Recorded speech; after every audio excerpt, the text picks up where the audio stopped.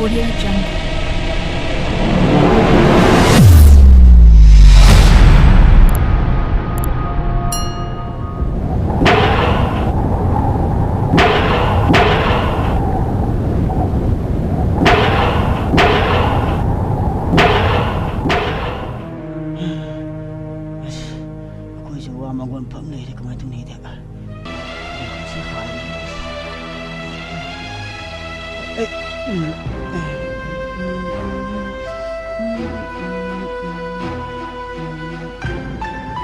ꯅꯪꯕꯨ ꯆꯥꯛ ꯊꯣꯡꯕ ꯆꯠꯂꯨꯏ ꯅꯠꯇ꯭ꯔꯣ? ꯑꯧ ꯑꯗꯨꯒ ꯈꯥꯕꯩ ꯆꯦꯒꯝꯅ ꯀꯥꯏ ꯂꯩꯍꯧꯔꯕ? ꯑꯥꯗ ꯃꯣꯏ ꯂꯩꯁꯥꯕꯤ ꯃꯆꯥꯈꯩꯅ ꯊꯤꯜꯂꯛꯑꯒꯦꯅ ꯃꯁꯤ ꯌꯨꯒ ꯁꯤꯟꯅꯔꯒ ꯊꯛꯄ ꯁꯣꯏꯗꯅ ꯑꯣꯏꯔꯝꯅꯦꯕ ꯃꯁꯦ. ꯃꯊꯣꯡ ꯆꯥꯗꯕ ꯃꯁꯤꯗ ꯍꯥꯠꯂꯒ ꯂꯣꯏꯔꯦ ꯃꯁꯦ. ꯆꯪꯉꯨꯅꯦ. ꯗꯥꯈꯤꯡꯕ ꯍꯥꯎ 2012ꯇ ꯄ꯭ꯔꯤꯊꯤꯕꯤ ꯀꯥꯏꯅꯤ ꯍꯥꯏꯁꯤꯕꯨ ꯆꯨꯝꯕ꯭ꯔꯣ? ꯍꯥꯏꯅꯩꯌꯦ ꯑꯣꯏꯔꯣꯏꯗ. ꯅꯪꯒꯤ ꯋꯥꯁꯤꯗꯤ ꯅꯌꯨꯝ ꯊꯨꯅ ꯄꯥꯟꯕꯒꯤ ꯋꯥꯅꯤꯅꯦ. ꯑꯁꯤꯕꯨ ꯋꯥꯅꯦꯅ. ꯗꯥꯈꯤꯡꯕ ꯅꯪ ꯌꯨ ꯊꯛꯀꯅꯨꯀꯣ. ꯅꯪ ꯌꯨ ꯊꯛꯄꯗꯣ ꯑꯩꯗꯤ ꯌꯥꯝ ꯄꯥꯝꯗꯦ. ꯅꯪ ꯉꯁꯤꯗꯤ ꯈꯪꯅꯤ. ꯍꯣꯏꯕ ꯅꯪꯁꯤꯅ ꯃꯔꯣꯜ ꯑꯃ ꯀꯨꯏꯔꯦꯕ ꯊꯛꯇꯕ. ꯁꯤꯕꯨ ꯋꯥꯅꯤ. ꯅꯪꯅ ꯑꯗꯨꯃꯥꯏꯅ ꯌꯨ ꯊꯛꯇꯅ ꯑꯗꯨꯝ ꯂꯩꯔꯗꯤ ꯍꯌꯦꯡ ꯌꯨꯝ ꯄꯥꯜꯂꯒ ꯏꯃꯨꯡ ꯃꯍꯤ ꯂꯥꯡꯉꯣꯏꯗ꯭ꯔꯣ? ꯀꯃꯥꯏꯅ ꯌꯨꯝ ꯄꯥꯟꯗꯣꯏꯅꯣ? ꯑꯁꯤꯕꯨ ꯋꯥꯅꯦꯅ ꯅꯤꯌꯣꯝ ꯆꯨꯝꯅ ꯄꯥꯜꯂ ꯂꯣꯏꯔꯦ ꯀꯩꯅꯣ. ꯌꯥꯝꯕ ꯈꯣꯡꯎꯞꯁꯨ ꯃꯁꯤꯡ ꯈꯪꯗ꯭ꯔꯃꯦ ꯃꯥꯅ ꯃꯥꯡꯍꯟꯈꯤꯕ. ꯍꯧꯖꯤꯛꯁꯨ ꯃꯥꯅ ꯁꯦꯠꯂꯤꯕ ꯈꯣꯡꯒꯥꯎ ꯐꯨꯔꯤꯠꯁꯦ ꯑꯩ ꯉꯥꯛꯇꯅꯤ ꯌꯦꯡꯉꯨ. ꯃꯥ ꯈꯔꯗꯤ ꯍꯦꯟꯃꯟꯕꯅꯦ ꯌꯥꯝꯕ. ꯌꯦꯡꯉꯨ. ꯀꯩꯅꯣ ꯗꯥꯈꯤꯡꯕ? ꯃꯤ ꯃꯌꯥꯝ ꯂꯥꯛꯑꯦ.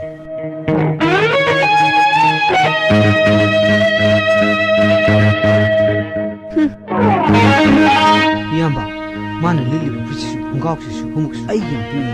ꯋꯥꯔꯒ ꯊꯤꯅꯁꯨ ꯈꯪꯗꯣꯏꯅꯤ ꯃꯁꯤ ꯏꯌꯥꯝꯕ. ꯃꯤꯇꯥ ꯑꯁꯤꯒ ꯑꯁꯨꯛ ꯄꯤꯛꯈ꯭ꯔꯕ ꯅꯪꯒꯨꯝꯕꯅ ꯐꯤꯔꯣꯜ ꯋꯥꯔ ꯁꯦꯠꯄꯗꯤ ꯍꯧꯒꯠꯂꯣ 이거 ꯐꯤꯔꯣꯜꯗꯣ ꯂꯧꯊꯣꯔꯣ. ꯍꯧꯒꯠꯂꯣ. ꯀꯩꯅꯣ ꯃꯌꯥꯝ ꯍꯧꯒꯠꯂꯣ. ꯍꯧꯒꯠꯂꯣ. ꯐꯤꯔꯣꯜ ꯋꯥꯔꯒ ꯁꯦꯠꯂꯤꯕ ꯂꯥꯏꯔꯕ ꯅꯪꯅ ꯅꯨꯄꯤ ꯀꯣꯏ ꯀꯩꯒꯤꯅꯣ? ꯑꯗꯨꯛ ꯐꯖꯈ꯭ꯔꯕ ꯅꯨꯄꯤꯁꯤꯕꯨ ꯅꯪ ꯀꯣꯏ ꯌꯥꯕ꯭ꯔꯣ? ꯑꯁꯤꯗꯤꯅꯦ ꯏꯌꯥꯝꯕꯒꯤ ꯈꯪꯉꯦꯗꯅ. ꯍꯧꯒꯠꯂꯣ. ꯐꯤꯔꯣꯜ ꯂꯧꯊꯣ. ꯐꯤꯔꯣꯜ ꯂꯧꯊꯣ. ꯀꯩꯅꯣ ꯃꯌꯥꯝꯅ ꯍꯥꯏꯕꯤꯔꯤꯁꯤꯕꯣ? ꯐꯤꯔꯣꯜꯁꯤꯡꯗꯨꯕꯨ ꯃꯉꯣꯟꯗ ꯋꯥꯏꯕ ꯅꯠꯇ꯭ꯔꯣ? ꯋꯥꯏꯗꯦꯅ. ꯃꯁꯤꯟ ꯊꯤꯅꯨ. ꯅꯨꯄꯤꯁꯤꯗꯤ ꯑꯩꯈꯣꯏ ꯒꯨꯔꯨꯅ ꯊꯋꯥꯏ ꯇꯥꯅ ꯄꯥꯝꯖꯕ, ꯒꯨꯔꯨꯅ ꯊꯃꯣꯏ ꯁꯦꯡꯅ ꯅꯨꯡꯁꯤꯖꯕ ꯅꯨꯄꯤꯅꯤ. ꯒꯨꯔꯨ ꯅꯍꯥꯟ ꯑꯩꯈꯣꯏꯗ ꯅꯍꯥꯔꯣꯟꯒ ꯁꯥꯔꯃꯤꯅꯤꯁꯦ. ꯉꯥꯟꯊꯣꯏ ꯅꯪ ꯑꯁꯤꯒ ꯀꯣꯏꯅꯕ꯭ꯔꯥ? ꯍꯥꯏꯌꯣ. ꯀꯣꯏꯅꯗꯦꯅ. ꯅꯨꯡꯁꯤꯅꯕꯗꯤ ꯀꯨꯏꯔꯦ ꯅꯨꯡꯁꯤꯅꯕ. ꯁꯤꯗꯤ ꯒꯨꯔꯨꯒꯤꯅꯦ. ꯍꯦ फिरोल उठो हवा में फिरोल सिंदर उठो हे नाको हे ससल उठो दरा असीब्रा हम थांगनी पिरगे लौथोकेजी हाइजेदना कई नंग तरिजे हा लौथोनी लौथोना हवाई सिंदो लौथो ओ थुन लौथो अवाइबने लेतेंगवा लौथोने फिका तो लोई लौथोने लौथो लोई लौथो पिरगे नंग जुम कदोरे लौथोना पिरगे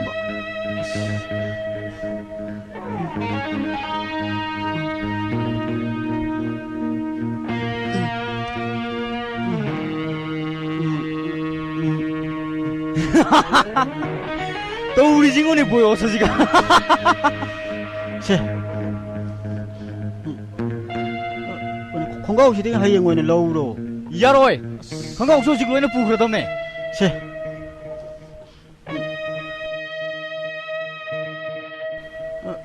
건강 시대가 하이행 거는 러우로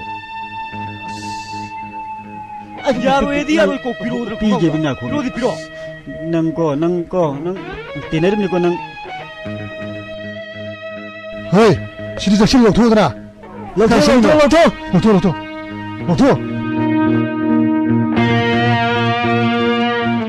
सुमाया से सुमाया छछत लौथो कदबा से हगुलो हुगा दुम लौथो हगुलो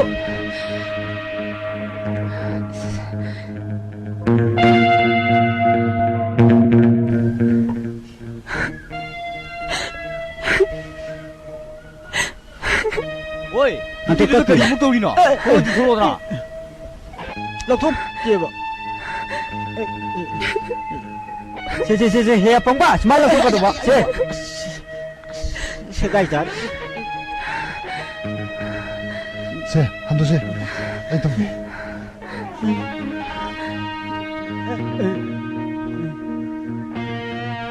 숨나 봐.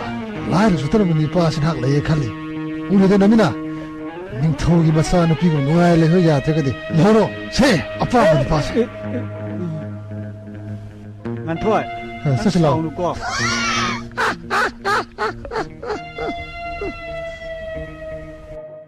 난 그다보기 미혼덕이 필요한 와라가 세 자리노. 난 토이비야. ngasi ka tene ba. 난 무지디 칸네 보나 하영 푸기노. 나 토디 방고. 넌 아버가 따닝데. 딸리는 지 꺾고노미. 아동아 되는 판이 아니 수럽더라. 나 한디 수다이데. 아들 비범드나 가마이나 좀더 한도이노. 할레비 할레나 감동니. 마시보 아이네로. 난 시디부 아이 까이브나 시래. 어디 가이데. 꺾고노미 난 뭐. 마시모 kainone ba ngasi uktang nang tabagi sumwari puane ba musimo 야래 째시라. hoi 째시라. 넌 아버가 따닝데. adonga done phagani ani surok trami ade di pidong piro se 비지는 나 두두도 못 비루게라. itu di nangni 파자래 나 석두가.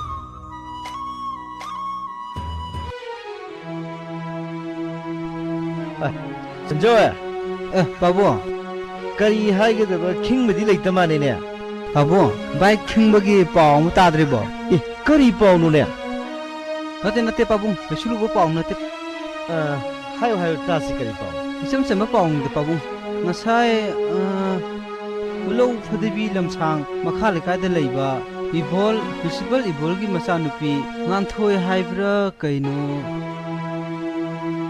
hiang thangi ture mapanda unei haibra kaino aduda hunda kharana bai khingba gi maphimor mungale hai A ngai khun he करी गिनो ने fun okay तो सिंगदब थबक ओरगसो मिगी मफि मरोन बो हेक्ट मुनबे यायब्लो नते मादि करी सेलम दिनो ने दुदिया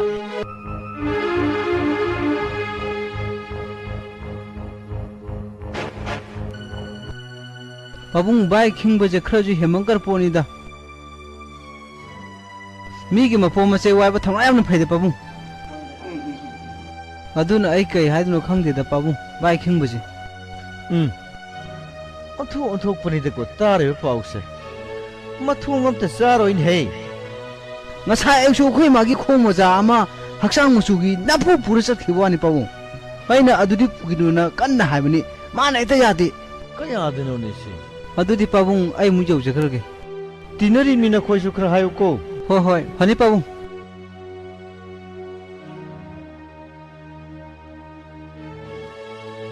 नुमित खुदिंग गे जु तौरेगा अफन नुंगाइबा पाव म तावरे दबने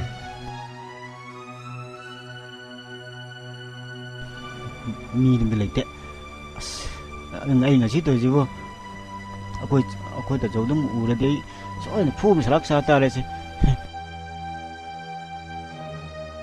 ai se bungo mi kram de lai biram da ba as akoi joduni yam ta li se koi baba di ai sum hare ya ne ba akoi joduni ba ai se bungo mi kram de lai biram da ba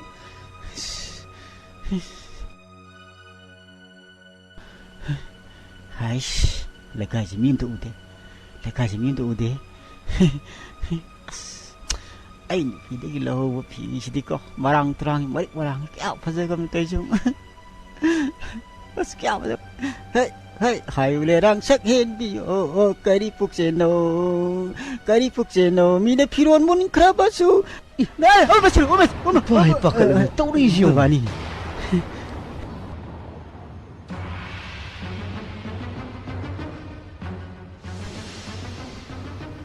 करी नु सिब सार मीर मसिन तौरिस उमंगी मी गाइदोन मसिन तौरिस जंगल दे लैबे मोंग निन मा तौरिस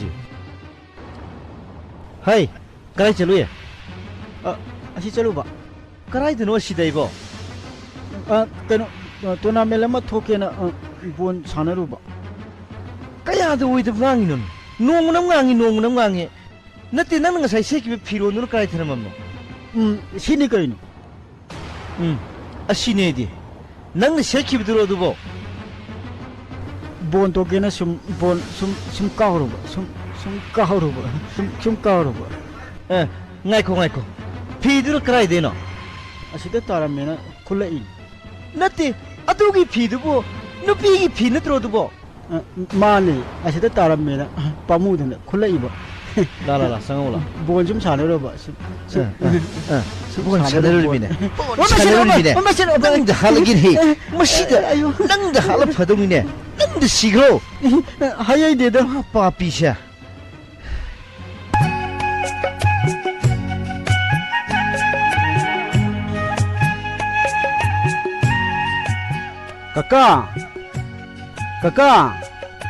Kakak, kan am lệch jalan ya.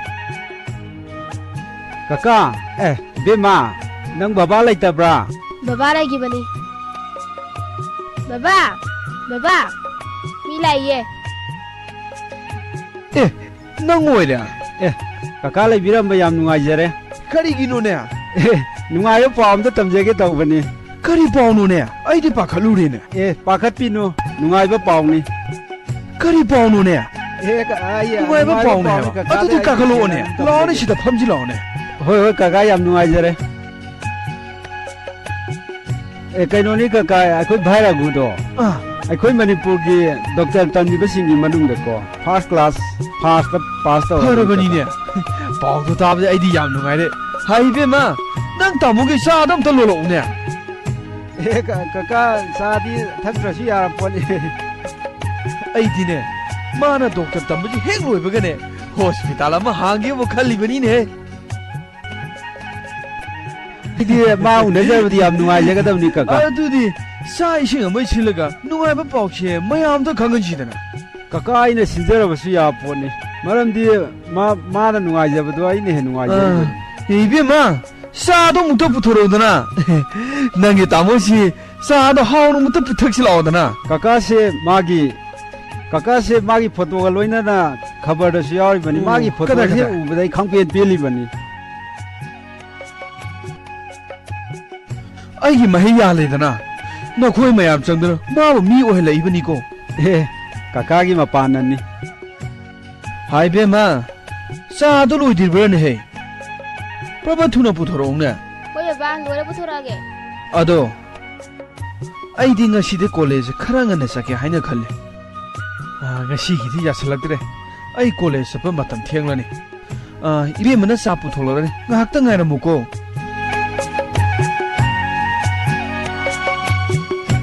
Kaka, sa thakse. ꯍꯣꯏ ꯋꯥꯅ ꯑꯃꯨꯛ ꯂꯣꯜꯂꯨꯔꯦꯗ ꯏꯆꯟꯒꯤ ꯆꯥꯁꯤꯗꯤ ꯍꯥꯎꯔꯅꯤ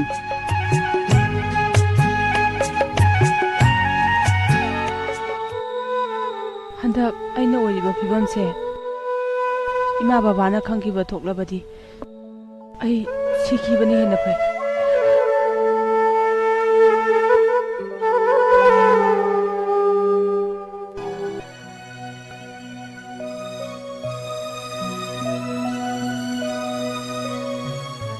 ꯉꯥꯟꯊꯣꯏ ꯀꯩꯅꯣ ꯅꯪꯅ ꯑꯩ ꯀꯧꯔꯤꯕꯕꯣ ꯗꯥꯈꯤꯡꯕ ꯍꯟꯗꯛ ꯑꯩꯅ ꯑꯣꯏꯔꯤꯕ ꯐꯤꯕꯝꯁꯤ ꯅꯪ ꯈꯪꯂꯕ ꯅꯠꯇ꯭ꯔꯥ ꯀꯃꯥꯟꯗꯣ ꯅꯨꯄꯥ ꯑꯃꯒ ꯂꯨꯍꯣꯡꯒꯅꯤ ꯍꯥꯏꯕꯗꯨ ꯅꯠꯇ꯭ꯔꯣ ꯅꯠꯇꯦ ꯑꯩ ꯃꯃꯥ ꯑꯃ ꯍꯥꯏꯕꯗꯣ ꯑꯣꯏꯔꯤꯅꯤ ꯗꯥꯈꯤꯡꯕ ꯑꯩ ꯃꯗꯨ ꯈꯪꯗꯦ ꯑꯩ ꯆꯠꯂꯦ ꯗꯥꯈꯤꯡꯕ ꯇꯪ ꯉꯥꯏꯈꯨꯋꯣ Bima, nangbu handak maraksi kari taurabano. Tumina sum famduna lairasibu. ꯀꯩꯁꯨ ꯇꯧꯗꯦꯗ ꯏꯃꯥ Ima de saibi yadabro. ꯑꯩ ꯀꯩꯁꯨ ꯇꯧꯗꯦꯗ ꯏꯃꯥ Lao, ima ga imung sangasi lao. ꯆꯪꯉꯝꯃꯣ ꯏꯃꯥ ꯑꯩ ꯑꯗꯨꯝ ꯆꯪꯉꯛꯑꯒꯦ Adudi sanga oko, ima sanga mage.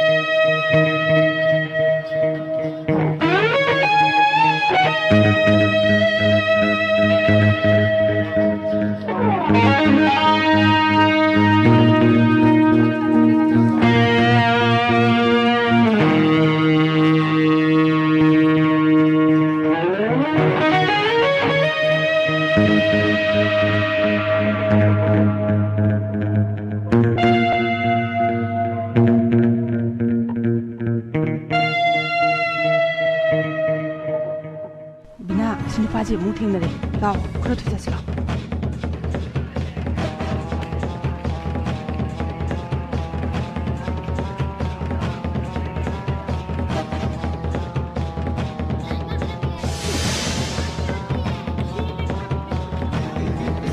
비나 라오 팅이 라오. 신입아지 뭉래. 옥돌 안땅 갈 거지 먹다. 비나 가글로. 타오로 자시. 기타 손에 더 비워 봐.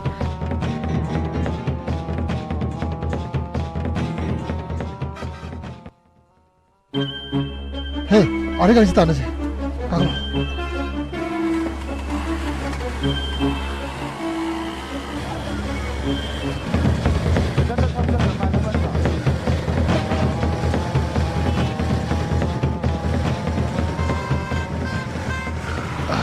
얌바, 아드마는 찌르비 가리세. 옥도세, 마시다, 에코기 밈 야오르네. 마시 당시. 내 마음 자디고, 마시기 산세. 아, 그냥 좀 도비요. 그냥 좀 도비요. 까루 가리세 세지엔 너무 도이다. 마시기 산세, 마음 미야다.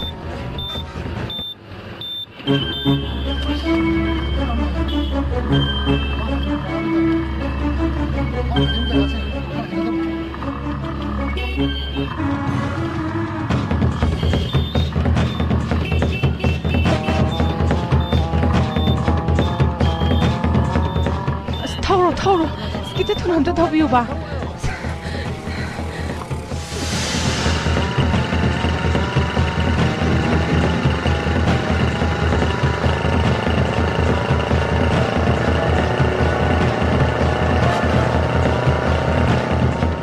아주 오래 가끔 도네. 내 저기 도는 또 싶어. 또 싶어.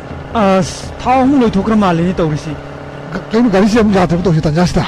아스 타홍로리바 가리도 가리 야드리바 칸 가리 좀 야들 말리 또 싶.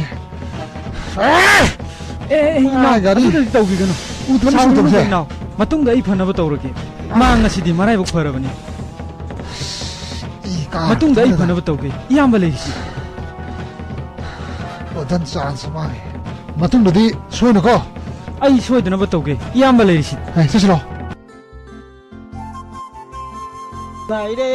nungaire dừng tắc nungaire cái đó đấy bỏ 타워 드라마니 năng gì mà tân cái gì mà cái tăng mà đào cái ngoài là biết được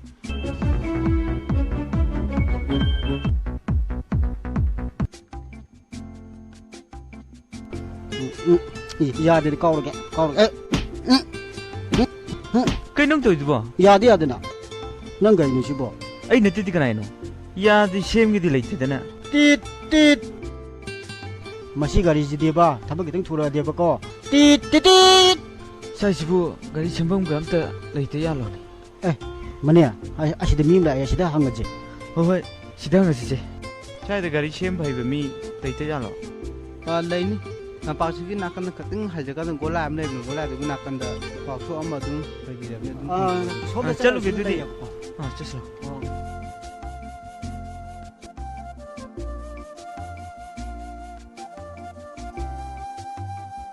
라우스 너희 라우스 ngommoyda phải luôn mani tệ nó ngommoy lo xe anh ngommoy chứ tali chứ xe mi lang ilo mi xe mi tali woni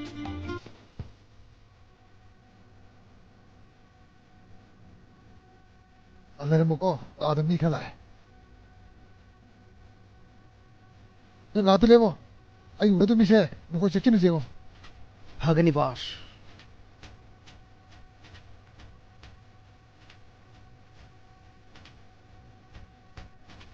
Hey, Aiko! Talles masih bagi. Dari luar kita.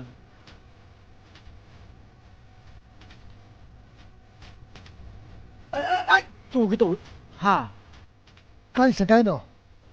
sida gari yadene semge lakpan. Nangonda hangise.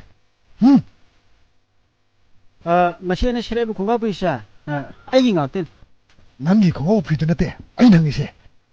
Nang na ingon da jam zir se kai no. Ha. Kai bo. Nashima. Nan thogi wakan thadok da bare. Ngamoi. Ai ngamoi. Ngamoi. Nan do thau pa ngamoi. Ado de. Wait, chalo. Hey, asumda. Hai la hoi.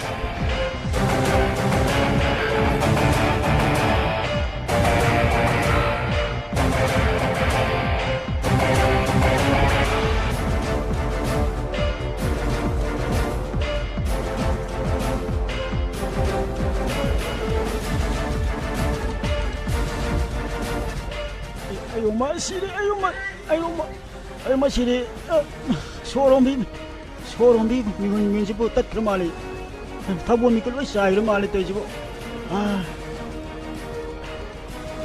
luar sabab ni si luar tu si pasti kita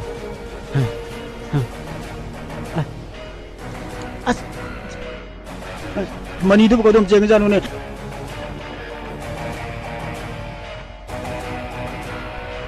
Bainap dalam buku ngata nih mani ko udah ko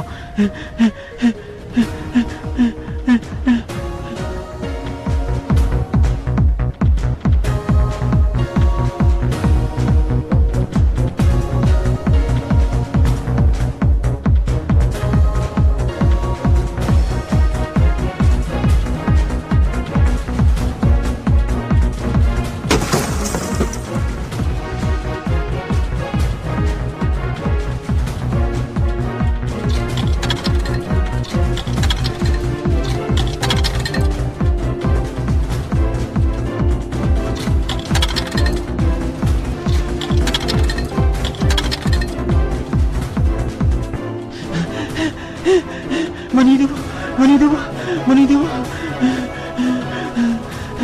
ubah yang salah as pim si taram sila nuk si nuk ni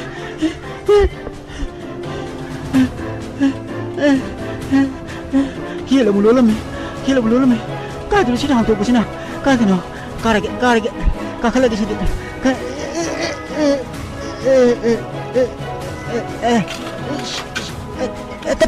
tarik asyik macam tolong punya gila asyik yo ya hantu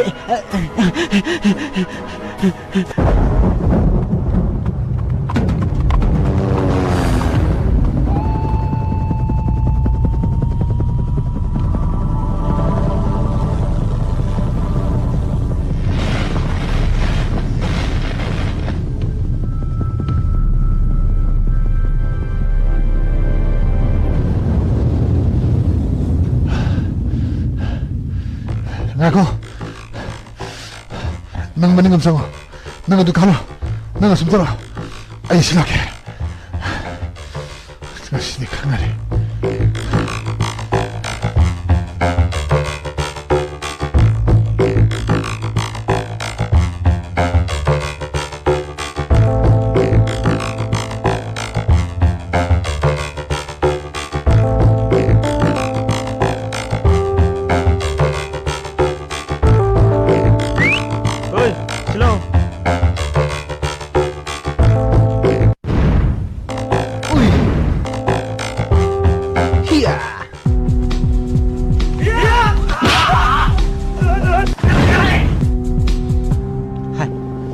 Malik, asam tu mungkin Malik. Masih lera muhat lagi.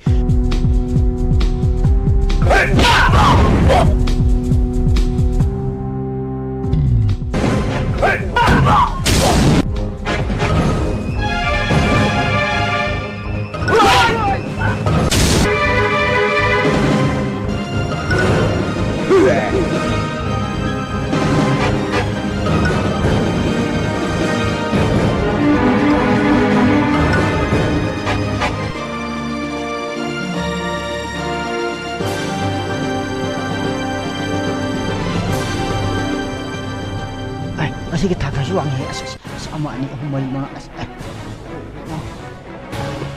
untuk alir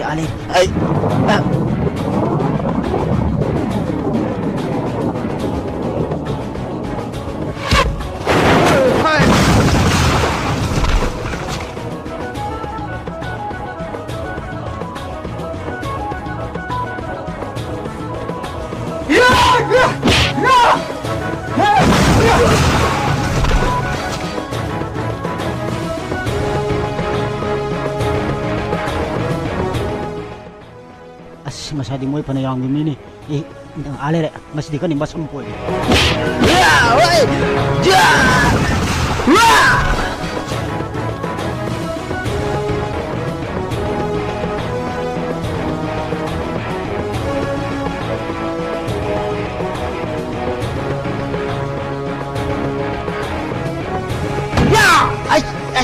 Kang berapa?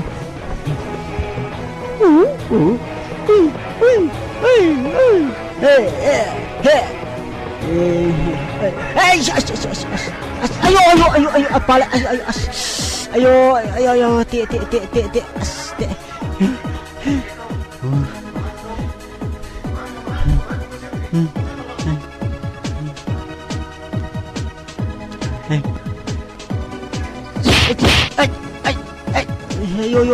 ngaku. Ante, ayo.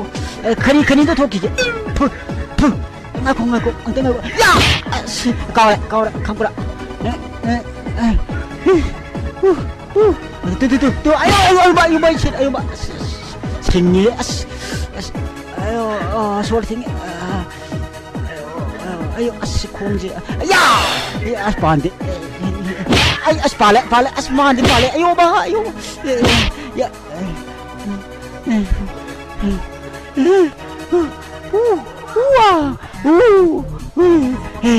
Ngomong sore. Ayo,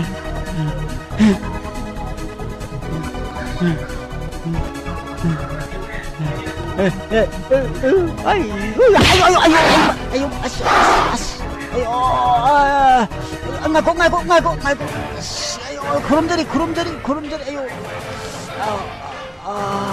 Ngaku. Kambra.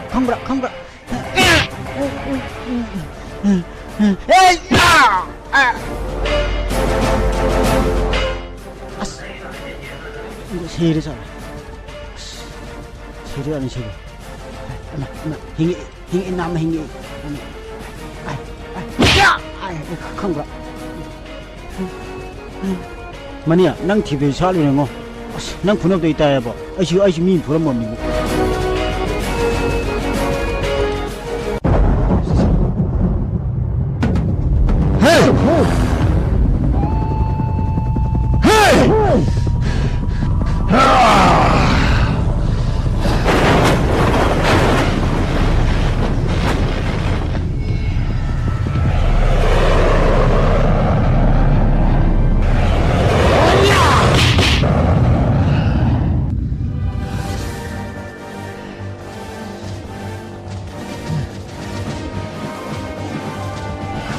Come on.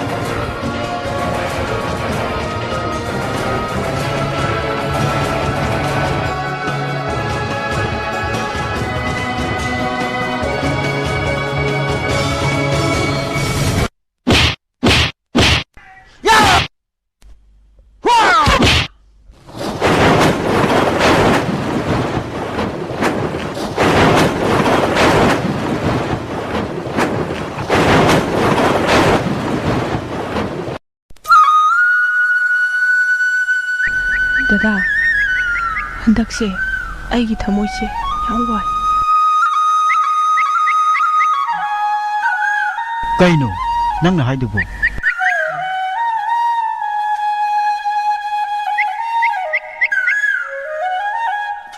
ꯑꯩꯅ ꯑꯣꯏꯔꯤꯕ ꯐꯤꯕꯝꯁꯦ ꯏꯃꯥ ꯕꯕꯥ ꯑꯃꯗꯤ ꯇꯥꯆꯧꯅ ꯈꯪꯈꯤꯕ ꯊꯣꯛꯂꯕꯗꯤ ꯑꯩ ꯀꯔꯤ ꯑꯣꯏꯒꯅꯤ ꯑꯩ ꯚꯥꯞ ꯇꯥꯗ꯭ꯔꯦ ꯅꯪꯅ ꯍꯥꯏꯔꯤꯗꯣ ꯁꯦ ꯍꯥꯏꯔꯣꯕ ꯑꯩ ꯃꯃꯥ ꯑꯃ ꯍꯥꯏꯕꯗꯣ ꯑꯣꯏꯔꯦ ꯗꯗꯥ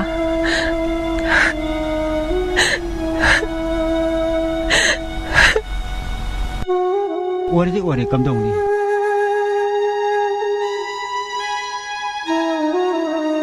ꯑꯩꯕꯨ ꯃꯤꯅꯣꯛ ꯃꯩꯁꯥ ꯃꯔꯛꯁꯤꯗ ꯀꯌꯥꯝ ꯀꯨꯏꯅ ꯊꯝꯒꯦ ꯍꯥꯏꯔꯤꯕꯅꯣ ꯗꯗꯥ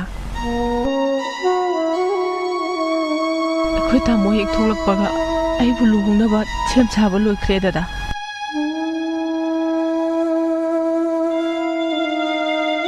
ꯑꯣ ꯀꯅꯥꯒ ꯀꯃꯥꯟꯗꯣ ꯁꯨꯖꯤꯠꯀ ꯉꯥꯟꯊꯣꯏ ꯅꯪꯒꯤꯗꯃꯛꯇ ꯑꯩ ꯂꯩꯔꯤꯁꯤꯗꯤ ꯉꯥꯟꯊꯣꯏ ꯂꯥꯎ ꯑꯁꯦꯡꯕꯔꯣ ꯗꯗꯥ ꯉꯥꯟꯊꯣꯏ ꯉꯁꯤꯗꯤ ꯆꯦꯜꯂꯁꯤ ꯄꯦꯜꯂꯦꯗꯀꯣ ꯑꯩꯁꯦ ꯄꯦꯜꯂꯦꯗꯀꯣ ꯃꯄꯥ ꯑꯩꯒꯤ ꯏꯖꯠ ꯁꯟꯃꯥꯟ ꯀꯩꯝꯇ ꯐꯥꯎ ꯌꯦꯡꯗꯕꯅꯦꯕ ꯁꯤ ꯃꯄꯥ ꯃꯃꯥꯒꯤ ꯏꯖꯠ ꯀꯩꯝꯇ ꯐꯥꯎ ꯌꯦꯡꯗꯕꯅꯦꯕ ꯁꯤ 마기 톡바 숨 떠오보내버세 아이기 닝버기 막하다 마세 싸닝드레버세 아이부 그마인 똑디노버세 가만도 수짓기 마망다 아이부 그마인 똑디노버세 아이 수짓부 숨무나 방아 머로이버세 아스 마시 영앙세 마빠이부 할래 해버네세 아숙 팅아시 바우다 마마시 바우다 락디오니 나사이나 삭키브두 부시타오이다바 마두다 나트라디 누파 라이트라바바 Hey, kemana itu dia? Lati. Mama Nabi di nudi lah ubah. Madi lewi. Makuya ni pun samina di hai bro. Samina di mo pabong. Aduk hai ba inda ba? Mak ay di sana te. Mak ti na sira bane na laura bane. Kay no hai biri di bo mo pabong. Tumilayo. Masinang na tuan mo ngak tani. Hera, ni fitta ba? Makuy mungdo. 타나 다잘라가 푼 강모이들도 헤헤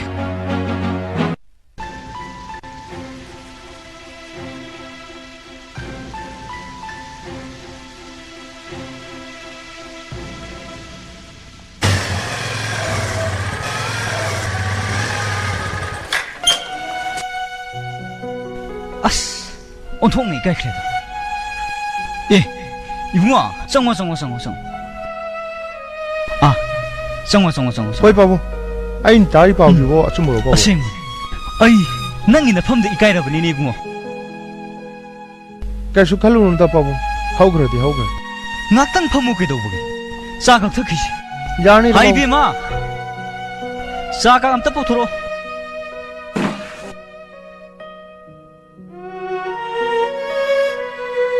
As, ontong ni kai krede bungo. Babu, haugra di haugra. 마기 타먹 파이든 토크르디 토크레 감다우니 쇼르 마기 쿠셈 하이버드니 바부 루홍버기 마탐디 감다우레 그리 루홍버디 라이라드나 좀시다 쿵은복다 할로 바붕 하이데다 마두기 와도 똑시 아두기 서럽부디냐 아 까리까리 똑시게 카나시 아도 바붕 마기 타먹 파이버든 토크르디 토크레 감동 이쇼르 마기 릴란 아 이붕어 수지 낭온다 아이 따생네 이까이 아이 이까이브나냐 마이시 부버 퐁감드레 하이데르 바부 토크르디 토크레 루홍부도 그 싸우는 홍너부 떠오시 아이쇼 안가뭐 마땡 빵자게 바부 아두부 이디 이까이 그래다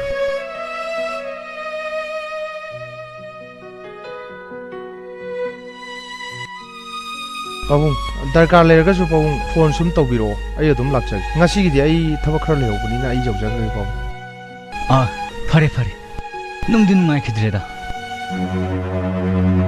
헤라 이나 칼루르 누까이도 보게 마든 누비로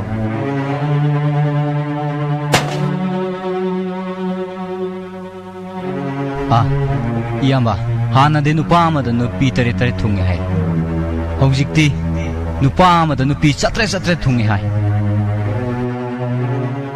ꯁꯤꯗꯕꯨ ꯀꯔꯤꯒꯤ ꯋꯥꯗꯣꯏꯅꯣ ꯏꯅꯥꯎꯁꯤꯗꯤ ꯀꯩꯝꯇ ꯈꯜꯂꯨꯅꯨ ꯑꯗꯨꯏꯗꯃꯛꯇꯗꯤ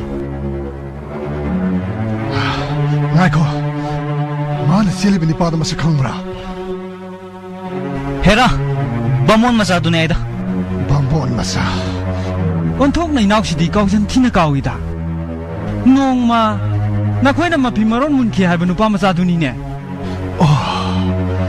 ꯃꯤ ꯃꯆꯥꯗꯣ ꯃꯤ ꯃꯆꯥ ꯑꯣꯏꯖꯔꯕꯁꯨ ꯃꯔꯥꯏꯕꯛ ꯊꯝꯕꯥꯜ ꯁꯥꯠꯈ꯭ꯔꯕꯅꯤꯅꯦ ꯏꯅꯥꯎ ꯏꯌꯥꯝꯕ ꯍꯧꯈ꯭ꯔꯕ ꯋꯥꯗꯣ ꯑꯃꯨꯛ ꯍꯟꯅ ꯈꯟꯅꯔꯒꯨꯝꯁꯤ ꯍꯧꯖꯤꯛꯀꯤ ꯑꯣꯏꯕ ꯋꯥ ꯈꯟꯅꯔꯁꯤꯗ ꯃꯥꯒ ꯆꯠꯃꯤꯟꯅꯕ ꯅꯨꯄꯤꯗꯨꯗꯤ ꯍꯦꯔ ꯏꯅꯥꯎ ꯃꯥ ꯅꯠꯇ꯭ꯔꯕꯁꯨ ꯅꯨꯄꯤꯒꯤ ꯅꯨꯄꯤ ꯉꯥꯛꯇꯅꯤꯅ ꯈꯨꯗꯣꯝꯕꯤꯗ ꯊꯤꯜꯂꯨ ꯑꯩꯈꯣꯏ ꯂꯩꯔꯤꯕꯁꯤꯗꯤ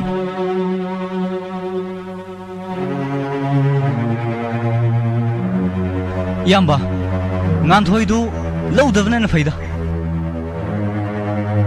ꯃꯥ ꯆꯦꯟꯗ꯭ꯔꯤꯉꯩꯗꯒꯤ ꯍꯧꯅ ꯉꯥꯟꯊꯣꯏꯗꯣ ꯃꯧ ꯑꯣꯏꯔꯝꯅꯤ ꯍꯦꯔꯥ ꯏꯌꯥꯝꯕ ꯃꯥꯏ ꯋꯥꯁꯤ ꯇꯣꯛꯁꯤꯗ ꯐꯔꯦ ꯑꯩꯒ ꯆꯠꯃꯤꯟꯅꯕ ꯃꯤꯁꯤꯡꯗꯨꯁꯨ ꯏꯅꯥꯛꯇ ꯑꯃꯐꯥꯎ ꯂꯥꯛꯈꯤꯗ꯭ꯔꯦ ꯐꯔꯦ ꯆꯠꯂꯁꯤ ꯄꯩꯁꯥ ꯄꯤꯊꯣꯛꯑꯝꯃꯣ ꯅꯪ ꯄꯤꯊꯣꯛꯑꯝꯃꯣ ꯍꯣꯏ ꯏꯌꯥꯝꯕ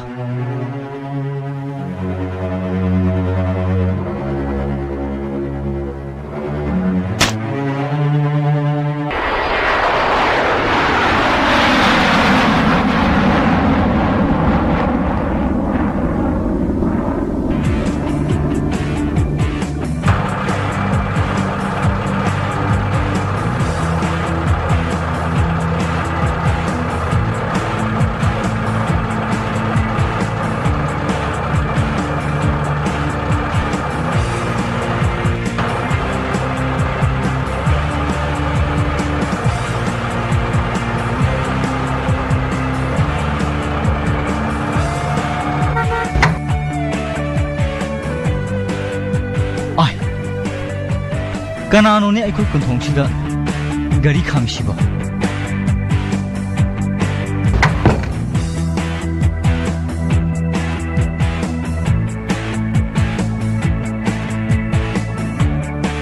ꯅꯅꯥ ꯑꯧꯔꯩ ꯄꯣꯠꯆꯩꯗꯨ ꯈꯔ ꯄꯨꯁꯤꯜꯂꯣ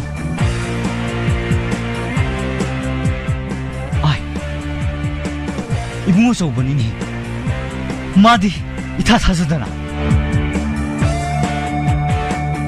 이붕어 저봐 난 이타 타서더나 난 라브시디야 넌부 땅머리들 라까니 하이브다이냐 ꯄꯥꯕꯨꯡ ꯑꯩꯈꯣꯏ ꯃꯅꯤꯄꯨꯔ ꯃꯆꯥ ꯑꯃ ꯑꯥꯗ ꯂꯩꯃꯤꯟꯅꯕꯗꯣ ꯃꯥꯁꯨ ꯊꯣꯛꯀꯅꯤ ꯍꯥꯏꯕꯗꯨꯗ ꯄꯨꯟꯅ ꯁꯨꯝ ꯊꯣꯛꯑꯁꯤ ꯍꯥꯏꯅ ꯊꯣꯛꯂꯛꯑꯕ ꯕꯤꯃ ꯇꯣꯝꯕꯤ ꯅꯪꯒꯤ ꯅꯕꯨꯡ ꯂꯥꯛꯑꯦꯅꯦ ꯃꯌꯣꯡꯅꯕ ꯑꯝꯇ ꯇꯧ ꯂꯥꯛꯑꯣꯅꯦ ꯇꯥꯗ꯭ꯔꯕꯣ ꯇꯣꯝꯕꯤ ꯅꯕꯨꯡ ꯂꯥꯛꯑꯦ ꯅꯕꯨꯡ ꯆꯧꯕ ꯍꯩꯃꯥ ꯇꯆꯧ ꯅꯪ ꯂꯥꯛꯑꯕ꯭ꯔꯣ ꯑꯩꯒꯤ ꯀꯩꯀꯩ ꯂꯩꯔꯛꯀꯦ ꯂꯩꯔꯛꯇꯗꯤ ꯀꯩꯅꯣ ꯏꯆꯜꯂꯅꯤꯒꯤꯕꯣ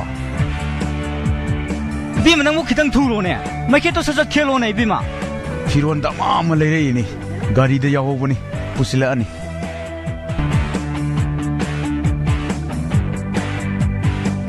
ꯌꯥꯔꯦ ꯌꯥꯔꯦ ꯂꯥꯛꯑꯣ ꯂꯥꯛꯑꯣ ꯏꯆꯜꯁꯤꯗꯤ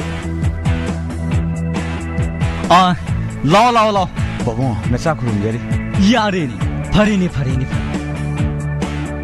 ꯅꯪꯕꯨ ꯋꯥꯔꯝꯃꯅꯤꯅꯤ ꯅꯐꯤ ꯅꯔꯣꯟ ꯍꯣꯡꯗꯣꯛꯅꯕ ꯇꯧꯔꯣ ꯁꯣ ꯄꯥꯕꯨꯡ ꯑꯩꯈꯣꯏ ꯉꯥꯟꯊꯣꯏꯗꯤ ꯎꯗꯦ ꯀꯗꯥꯏ ꯆꯠꯈ꯭ꯔꯦ ꯇꯆꯧ ꯑꯩꯈꯣꯏ ꯁꯦꯗꯤ ꯃꯌꯨꯝ ꯄꯥꯟꯈ꯭ꯔꯦ ꯀꯔꯤ ꯀꯅꯥꯗ ꯐꯔꯦ ꯐꯔꯦ ꯑꯗꯨꯒꯤ ꯋꯥꯗꯣ ꯇꯣꯛꯑꯁꯤ ꯅꯐꯤ ꯅꯔꯣꯟꯗꯣ ꯍꯣꯡꯗꯣꯛꯅꯕ ꯇꯧꯔꯁꯤꯁꯦ ꯍꯔꯥꯎ ꯍꯔꯥꯎꯅꯦ ꯆꯪꯉꯣ ꯆꯪꯉꯣ ꯆꯪꯉꯣ ꯆꯣ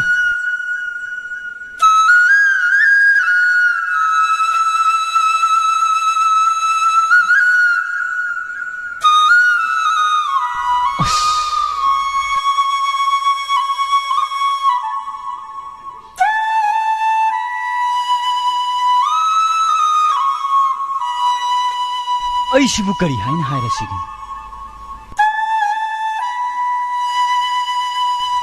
ꯈꯪꯗ꯭ꯔꯦꯗ ꯇꯧꯔꯤꯁꯤ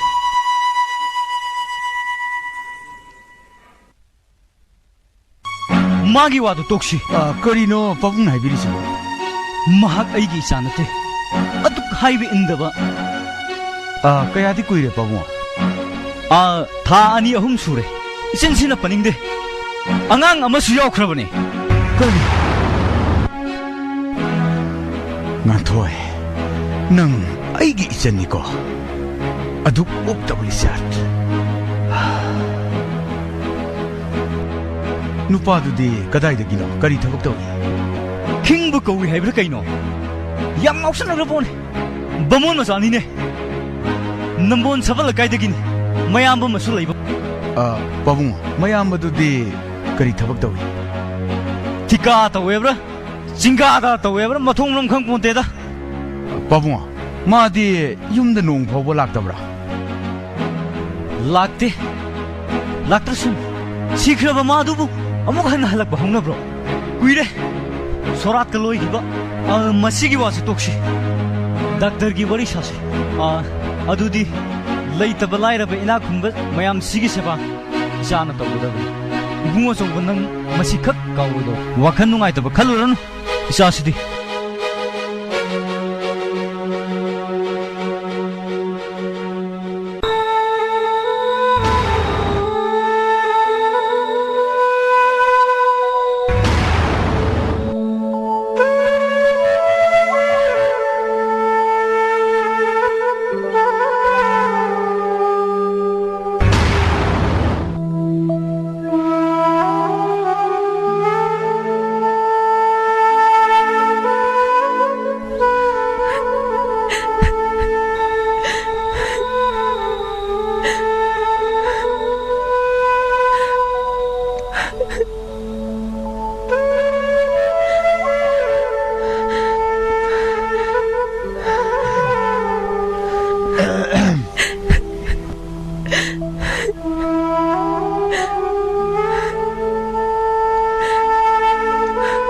Kainone he noi bo nakoi bu kai mu hainer ge ne namu na sangam drabo kari mu toroge karisu tawdi deite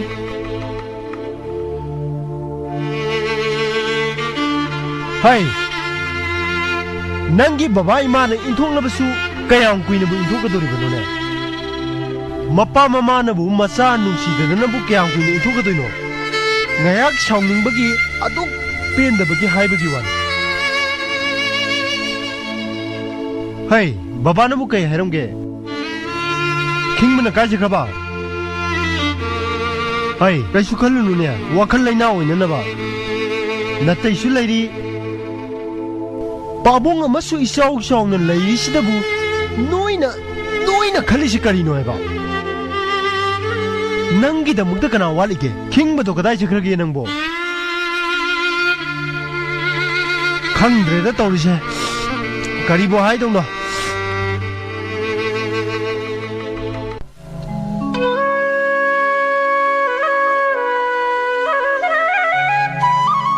ngan thoi du bu leiram doi jala ne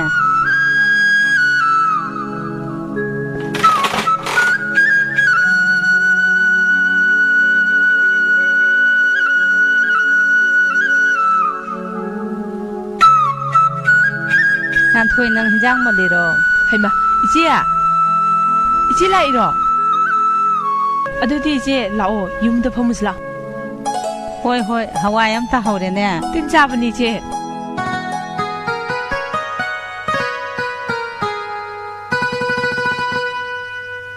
ichi ai mora puthura ke ko hoi da inau siti ngon sam banga se ya da phasari ba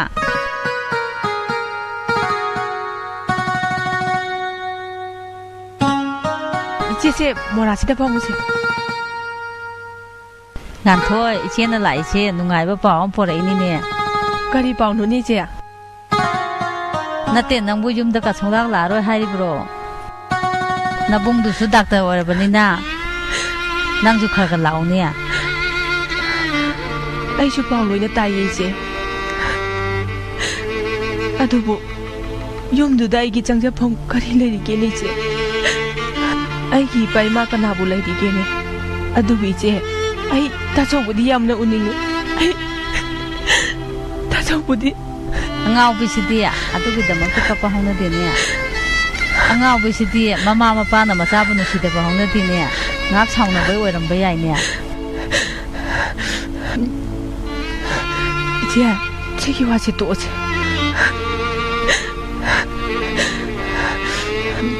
ꯉꯥꯟꯊꯣꯏ ꯅꯪ ꯂꯩꯍꯧꯔꯣꯀꯣ ꯏꯆꯦ ꯆꯠꯂꯦ ꯅꯣꯡ ꯐꯥꯗꯣꯛꯁꯨ ꯂꯥꯛꯎꯀꯣ 이제 ꯆꯠꯂꯦ ꯅꯣꯡ ꯐꯥꯗꯣꯛꯁꯨ ꯂꯥꯛꯎꯀꯣ ꯍꯣꯏ ꯏꯆꯦ ꯂꯩꯔꯨꯔꯒꯦꯀꯣ 이제.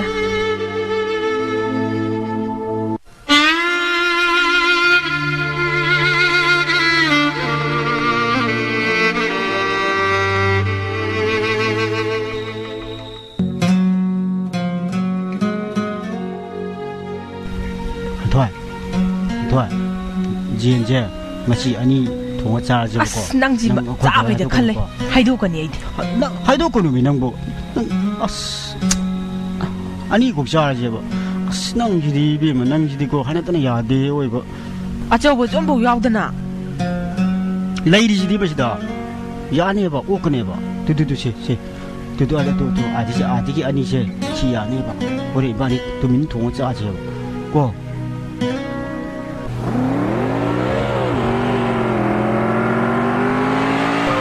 민지레 파자리 미팜호 아이고 싫어 도래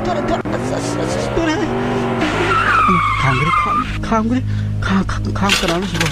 집에 가나는 시고 왕자웨 시대요 꿈들이 ꯍꯩ ꯕ꯭ꯔꯥꯍꯃꯣꯟ ꯑꯃ ꯑꯣꯏꯔꯒ ꯆꯥꯛ ꯊꯣꯡꯕ ꯆꯠꯄꯗ ꯅꯌꯨ ꯇꯞꯇꯞꯅ ꯊꯛꯆꯤꯜꯂ ꯆꯠꯂꯤꯗꯤ ꯀꯔꯤꯒꯤꯅꯣ ꯍꯥ ꯊꯛꯇꯦꯗ ꯁꯨꯝ ꯇꯨꯕꯁꯤꯕꯨ ꯅꯈꯣꯏꯒꯨꯝꯕ ꯂꯩꯕꯁꯤꯗꯒꯤꯅꯤꯅꯦꯍꯦ ꯕꯥꯝꯕꯣꯟ ꯄꯨꯝꯅꯃꯛ ꯃꯥꯡꯉꯤꯁꯦ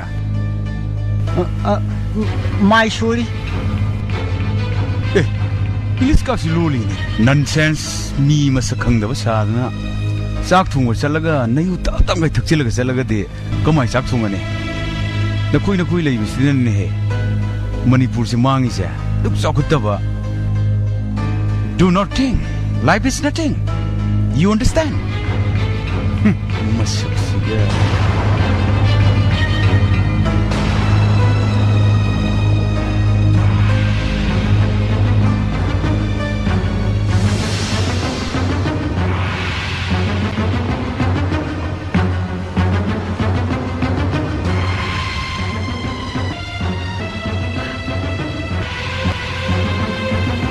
ꯑꯩꯗꯤ ꯏꯪꯂꯤꯁꯀ ꯂꯤꯡꯉꯝꯃꯣꯏꯗꯣꯏ ꯅꯤꯡꯉꯤ ꯐꯖꯅ ꯂꯤꯡꯉꯝꯃꯖꯥꯠꯅꯤ ꯇꯥꯟꯅꯔ ꯐꯨꯗꯣꯏꯀꯣ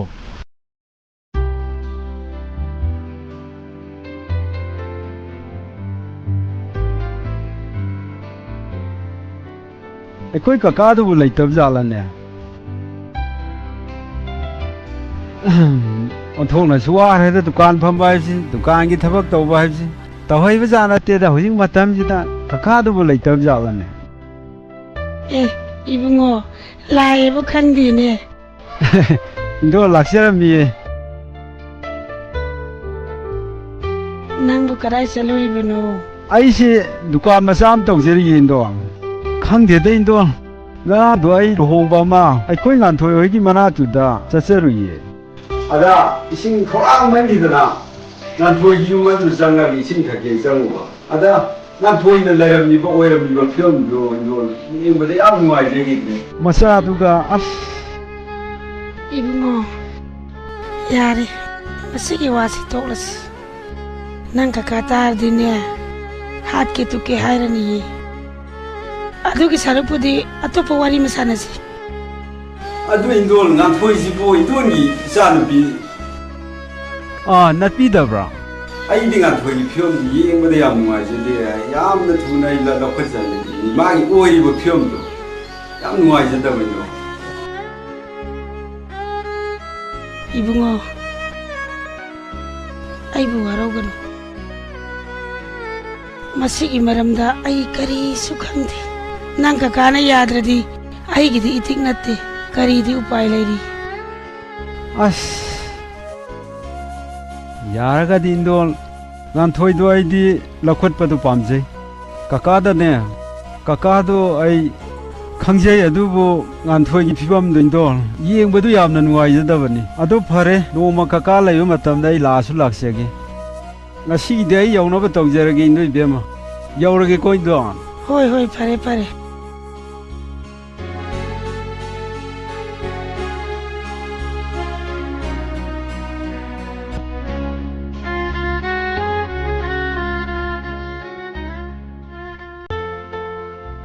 ꯏꯌꯥꯝꯕ ꯀꯩ ꯆꯠꯄꯤꯔꯨꯕꯅꯣ ꯂꯥꯛꯑꯣ ꯀꯥꯈꯠꯂꯛꯑꯣ ꯐꯝꯁꯤ ꯂꯥꯛꯑꯣ ꯀꯩꯅꯣ ꯑꯣꯖꯥ ꯇꯧꯕꯤꯔꯤꯁꯤꯕꯣ ꯌꯣꯠ ꯐꯪꯉꯤ ꯄꯤꯔꯛꯇꯦ ꯕꯦꯜꯆꯥꯟ ꯐꯪꯉꯤ ꯄꯤꯔꯛꯇꯦ ꯑꯩꯈꯣꯏꯕꯨ ꯀꯃꯥꯏꯅ ꯇꯧ ꯍꯥꯏꯅꯣ ꯑꯗꯨ ꯃꯣꯍꯣꯔꯤꯅ ꯐꯅꯕ ꯇꯧꯕꯤꯔꯣ ꯑꯩ ꯀꯣꯟꯅ ꯑꯃꯨꯛ ꯂꯥꯛꯀꯦ ꯑꯁ ꯁꯤꯗꯤ ꯌꯥꯔꯔꯣꯏꯗ ꯑꯗꯣ ꯑꯃꯐꯥꯎ ꯂꯩꯇ꯭ꯔꯕꯣ ꯂꯩꯇꯗꯅꯕꯨ ꯍꯥꯏꯔꯤꯕꯅꯤ ꯂꯩꯔꯒꯕꯨ ꯑꯣꯖꯥꯒꯤ ꯅꯥꯛꯇ ꯂꯥꯛꯈꯤꯗ꯭ꯔꯣ ꯆꯠꯂꯒ ꯑꯃꯨꯛꯇ ꯌꯦꯡꯕꯤꯔꯨꯆꯣ ꯐꯔꯦ ꯅꯪꯅ ꯊꯣꯛꯄ ꯇꯧꯔꯝꯃꯣ ꯑꯩ ꯍꯌꯦꯡ ꯁꯣꯏꯗꯅꯃꯛꯀꯤ ꯂꯥꯛꯑꯒꯦ ꯂꯥꯛꯇꯤ ꯂꯥꯛꯎꯀꯣ ꯏꯌꯥꯝꯕꯅ ꯑꯗꯨꯝ ꯁꯣꯏꯗꯅꯕ ꯑꯗꯨꯝ ꯁꯦꯝꯕꯤꯔꯝꯃꯣ ꯈꯨꯔꯥꯏꯕꯨꯡꯉꯣ ꯀꯅꯥꯝ ꯂꯩꯇꯖꯥꯠꯂꯅꯦ ꯀꯅꯥꯅꯣꯅꯦ ꯑꯩꯅꯦ ꯈꯨꯔꯥꯏꯕꯨꯡꯉꯣ ꯑꯥꯏ ꯏꯕꯦꯝꯃ ꯂꯥ ꯀꯥꯈꯠꯂꯣ ꯐꯅꯤ ꯈꯨꯔꯥꯏꯕꯨꯡꯉꯣ ꯅꯪꯕꯨ ꯀꯔꯤ ꯇꯥꯟꯅꯁꯤ ꯍꯥꯏꯔꯤꯕꯅꯤ ꯆꯨꯝꯅ ꯁꯨꯝ ꯂꯥꯛꯄꯅꯤꯗ ꯑꯣ ꯐꯝꯃꯣ ꯅꯟꯗꯣꯟꯁꯨ ꯀꯩꯊꯦꯜ ꯊꯣꯛꯈꯤ ꯃꯥꯅꯤꯅꯦ ꯇꯧꯔꯤꯁꯤ ꯀꯔꯤ ꯇꯥꯟꯅꯁꯦꯕ ꯈꯨꯔꯥꯏꯕꯨꯡꯉꯣ ꯑꯩꯈꯣꯏ ꯉꯥꯟꯊꯣꯏꯗꯣ ꯉꯔꯥꯡꯅꯦ ꯅꯝꯕꯣꯜ ꯕꯖꯥꯔꯗ ꯊꯦꯡꯅꯩꯑꯕ ꯑꯩꯗꯤ ꯅꯍꯥꯟꯈꯩ ꯈꯪꯗꯦꯕꯀꯣ ꯑꯉꯥꯡꯗꯣ ꯈꯨꯅꯨꯡꯁꯤ ꯑꯃ ꯈꯨꯔꯥꯏꯕꯨꯡꯉꯣꯅꯦ ꯈꯨꯃꯥꯜ ꯑꯃ ꯈꯨꯔꯥꯏꯕꯨꯡꯉꯣ ꯑꯉꯥꯡꯗꯣ ꯃꯃꯥꯏ ꯃꯩ ꯄꯣꯝꯄꯗꯅ ꯌꯦꯡꯕꯕꯨ ꯅꯨꯡꯉꯥꯏꯇꯦꯅꯦ ꯂꯧꯈꯠꯄꯤꯅꯕ ꯇꯧꯔꯁꯤ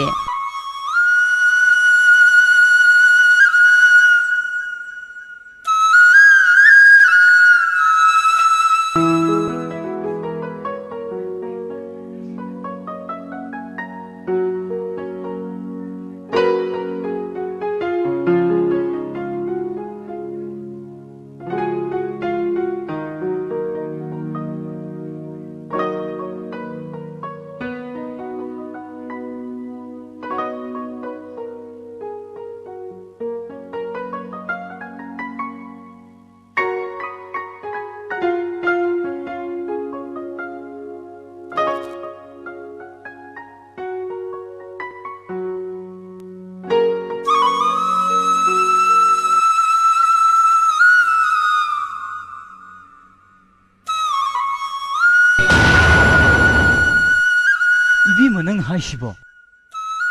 ꯑꯗꯣ ꯈꯨꯔꯥꯏꯕꯨꯡꯉꯣ ꯑꯉꯥꯡꯗꯣ ꯂꯧꯈꯠꯄꯤꯅꯕ ꯇꯧꯔꯁꯤ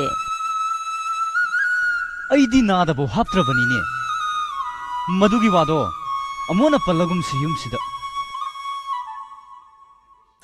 ꯑꯁ ꯑꯉꯥꯡꯗꯣ ꯑꯩꯅꯗꯤ ꯅꯨꯡꯁꯤꯈ꯭ꯔꯦꯗꯀꯣ ꯑꯆꯥꯄꯣꯠꯀ ꯂꯩꯔ ꯄꯤꯖꯔꯝꯃꯤꯅꯤꯅꯦ ꯈꯨꯔꯥꯏꯕꯨꯡꯉꯣ ꯅꯪꯅꯕꯨꯗꯤ ꯅꯨꯡꯁꯤꯔꯝꯒꯅꯤ ꯑꯗꯨꯕꯨꯅꯦ ꯃꯗꯨꯒꯤ ꯋꯥꯗꯣ ꯌꯨꯝꯁꯤꯗ ꯐꯥꯎ ꯄꯟꯅꯗ꯭ꯔꯕꯅꯤ 마디 시크릿 하이나 러브니네 이베마 ꯈꯨꯔꯥꯏꯕꯨꯡꯉꯣ ꯑꯗꯨꯗꯤ ꯉꯥꯛ ꯆꯠꯆꯔꯨꯈꯤꯒꯦ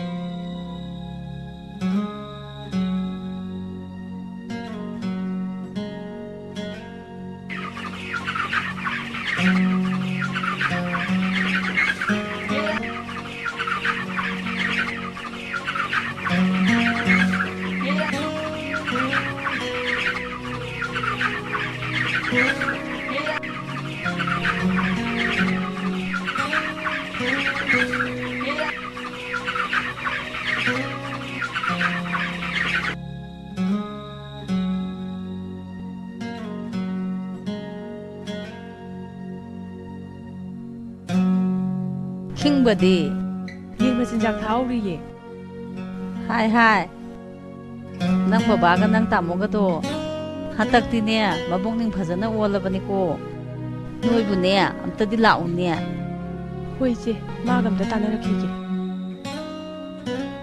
ꯑꯗꯨꯗꯤ ꯑꯩ ꯆꯠꯂꯒꯦꯀꯣ ꯐꯅꯤ ꯏꯆꯦ ꯈꯔ ꯊꯨꯅ ꯆꯠꯅꯕ ꯇꯧꯀꯣ ꯍꯩꯃꯥ ꯏꯆꯦ ꯂꯥꯛꯑꯃꯤꯔꯣ ꯉꯥꯟꯊꯣꯏꯗꯅꯦ ꯋꯥ ꯄꯨꯝꯅꯃꯛ ꯂꯣꯏ ꯁꯤꯟꯅꯔꯕꯅꯤꯀꯣ ꯑꯩ ꯆꯠꯂꯦ ꯉꯥꯟꯊꯣꯏ ꯕꯥ ꯀꯩꯀꯩ ꯍꯥꯏꯔꯝꯃꯤꯅꯣ ꯀꯩꯁꯨ ꯍꯥꯏꯔꯝꯗꯦꯗ ꯏꯃꯨꯡꯗ ꯇꯨꯃꯤꯟꯅ ꯆꯪꯉꯒ ꯈꯟꯅꯔꯨꯔꯁꯤ ꯍꯣꯏ ꯂꯥꯛꯑꯣ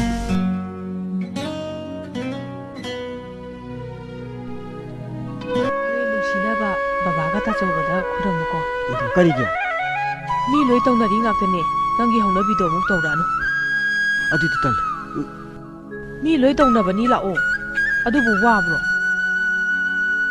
ꯑꯗꯨꯗꯤ ꯑꯩ ꯇꯜꯂꯦ ꯑꯩ ꯂꯩꯍꯧꯔꯅꯤ ꯑꯁ ꯀꯣꯛ ꯂꯥꯛꯑꯣ ꯃꯥꯏ ꯍꯧꯅꯕꯤꯁꯦ ꯇꯧꯔꯛꯑꯗꯧꯅꯤ ꯀꯣꯛ ꯂꯥꯛꯑꯣ ꯂꯥꯛꯑꯣ ꯆꯠꯁꯤ ꯂꯥꯛꯑꯣ ꯅꯪꯅꯕꯨꯗꯤ ꯅꯣꯏ ꯅꯃꯥꯅ ꯄꯣꯍꯥꯏꯅ ꯅꯨꯡꯁꯤꯅꯕꯅ ꯑꯉꯥꯡꯒ ꯄꯣꯍꯜꯂꯤ ꯅꯣꯏ ꯄꯣꯠꯁꯨ ꯄꯣꯍꯜꯂꯤ ꯍꯣꯔꯦꯟ ꯍꯟꯅꯕꯨ ꯌꯦꯡꯕꯤꯗꯗꯤ ꯑꯩꯗꯤꯀꯣ ꯑꯗꯣ ꯑꯁ ꯂꯩꯔꯦ ꯑꯩ ꯉꯥꯟꯊꯣꯏ ꯑꯩ ꯂꯩꯍꯧꯔꯒꯦ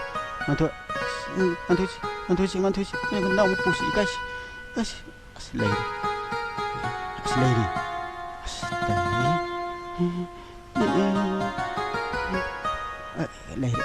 ꯂꯩꯔꯦ ꯑꯁ ꯕꯕꯥ ꯑꯩꯈꯣꯏ ꯂꯥꯛꯏꯌꯦ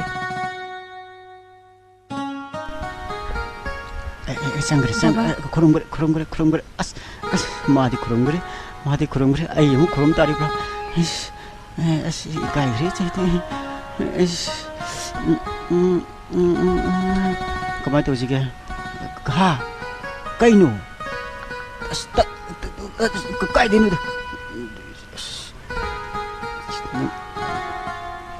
딸리오니 능보 아이가 뭐니 능보 참 ngang sida nga ting lay ko as makok sinata as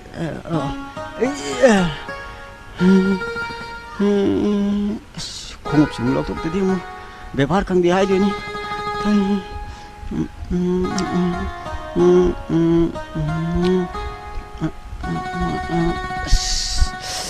까이르다 사이다 까이르다 아유 아직 뭐 아유 아니 페이지 뭐 이마 아유 쇼이그래 시모라지니 시니니 nuôi cho man cái gì thế mà sai đấy cái ngang chỉ lấy bác sĩ cái xuống thăm bì đấy mà là mà làm cái lạ ý chẳng cái gì lạ pusul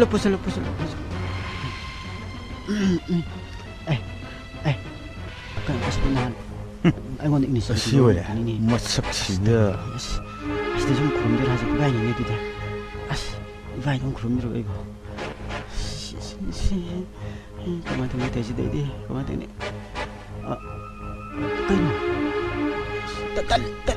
달리 하리건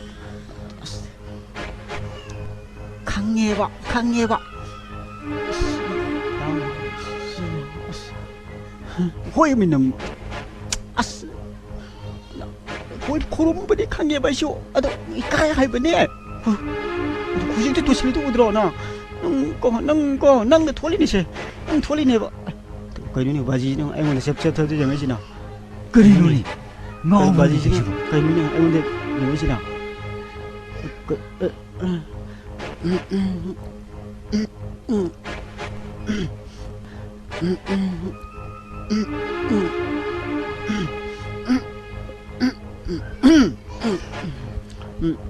이바이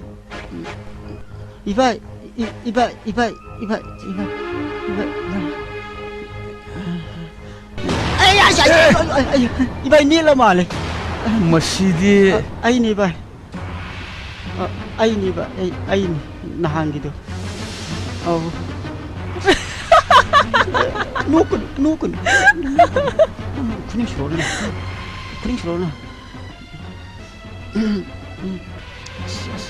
kayak tu ni bukan kita aja baik.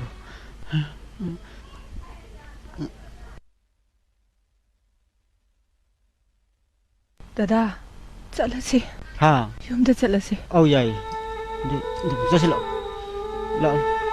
Jadi.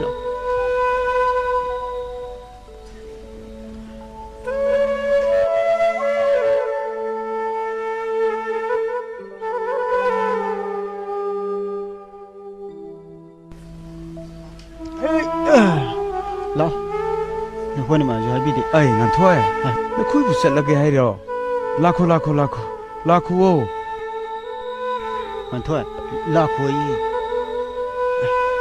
ngàn thôi. Lo.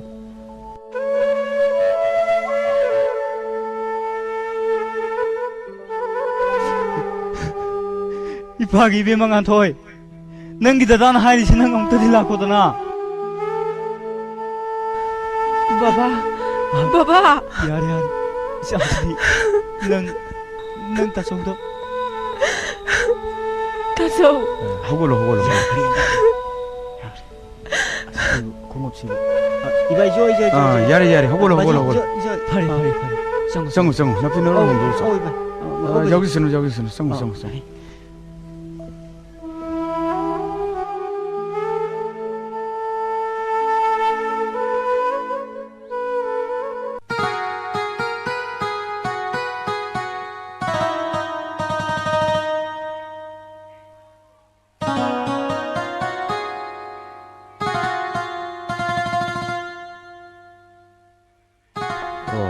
시기만 또 없이 오겠다.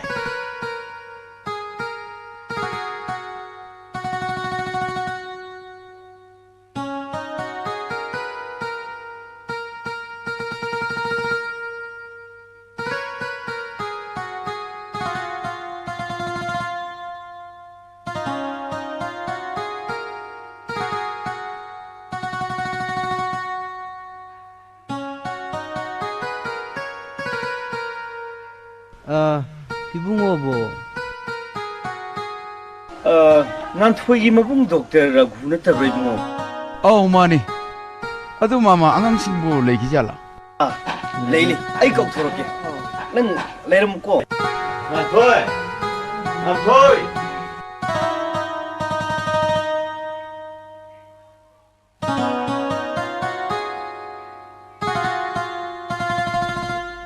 이봐 락피리브라 그 솜데 랭카피로 ngan thôi nó bung lại vậy ngan tới thôi lo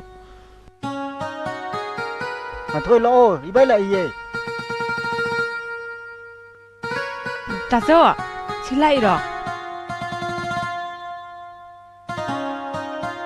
다소 허골 하이 cây đâu cấp pino angao biside se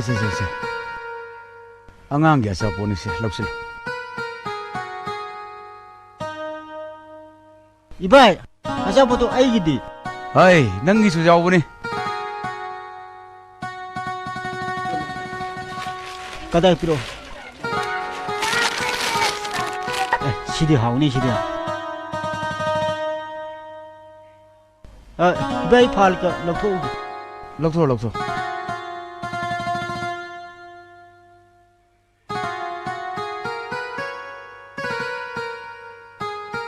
이바이 뭐라지 팜스 yare ngasagi kau iba이 bakti imtem yare wana ba angang di tumena sumami iba이 khoigi jen khara loyabako ado ama cha jebu babuni na chaba yadi nganthoi iba이 gi sawum do puthrodna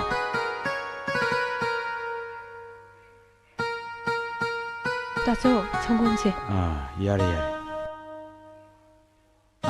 어이 거리기노 나 코엔 리에tum 레리보 팜무네 이분거 워리 사지네 ngasi ibungna la ibase yamba yamdaba ngasi nongni sigi manungda nangge on pot khara pige na haige ne lagliba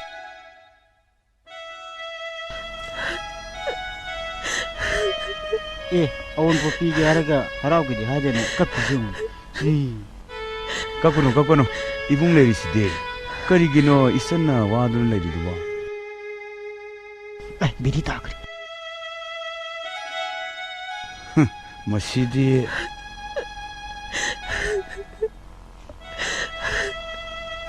kainuni haraugi hadene kapjum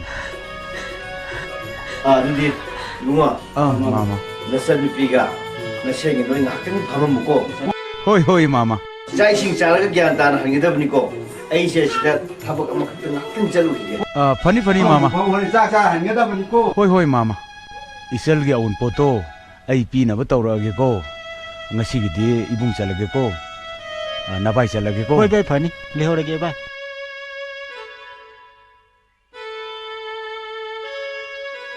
ji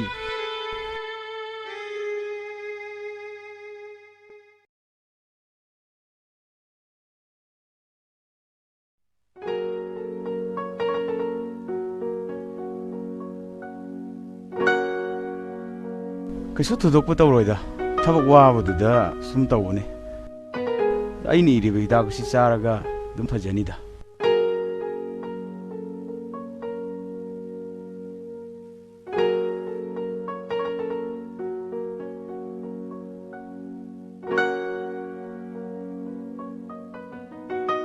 이봉아 얌디고 루파 사마시 각당 야만 그래도 이때마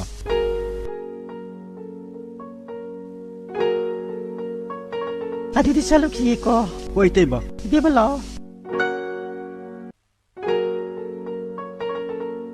만토야 제 간올리제 낭네 시다들 얼마이 아스팅 정게 그다다 꾸이로해봐 아스팅 정게 봐 돌아게 먹고 같은 사람 아스 까돔 장기노 시나 뭐 유목 타오림니네 턱대 능 아코이 따자우나 능 유 덕트레 하베두다 얌 하라오버니고 턱대 야라가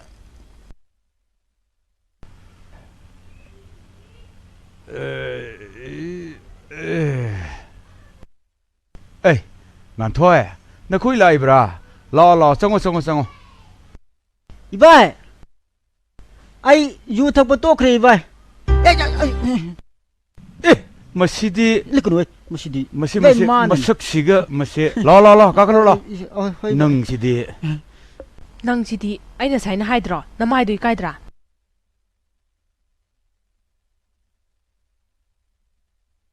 아 상가모 ꯑꯩ ꯉꯥ ꯑꯝꯇ ꯂꯩꯔꯨꯒꯦ ꯅꯣꯏ ꯂꯥꯛꯀꯅꯤ ꯈꯪꯗꯅ ꯑꯩ ꯉꯥ ꯂꯩꯒꯦꯅ ꯊꯣꯛꯂꯛꯏꯝꯅꯤ 이비마 살라이드나 라라라 세부복과 먹이세 마상나 마상 농시네 예 앙앙 아마 달래오리네 세세세 상아모 피로가 옹도 모세 마마도 목 잘로고 라라 보복과 먹이세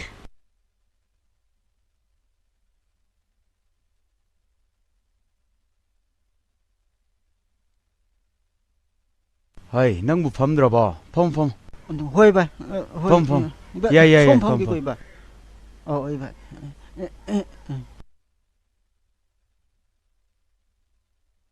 숨 락브로 낭보 까리 하이닝바 레게 낭보 하요네 아 이바이다 그놈 하시라나 좀 락바 이바이 마콤 톡바 산 젤시에마 로시란 떠오바 पैसा की नत्रो पैसा की रो नत्ते कनोने सिक्किमबु पाइदेबा हाइताइबा आई खंगे ngasi nongni leiraga ai nakoi da lake hoi bai as yare as ngan thudebo ngan thoi nan te lawe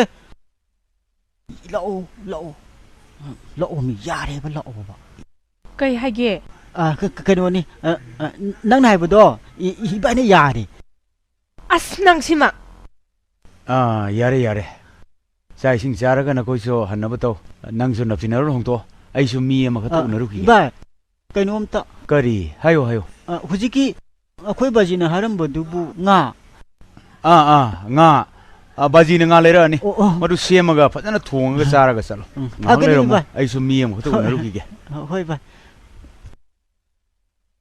aku ibas diko as ai di nahanti kirom ni babu kupam niko as oi ba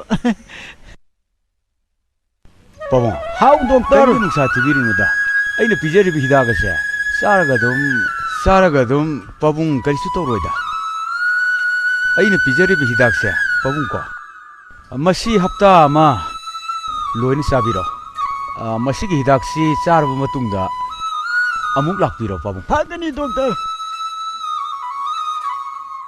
ए खोता जाउना आइवन्दा पिने हाबा सन्दोसी ओरमदौ माले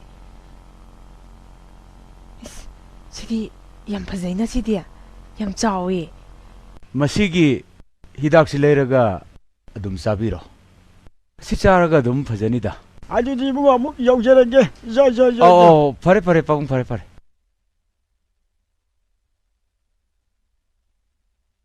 हाय इबे मन खुइ लाइब्रा औ ता चौ लाइए ल संगो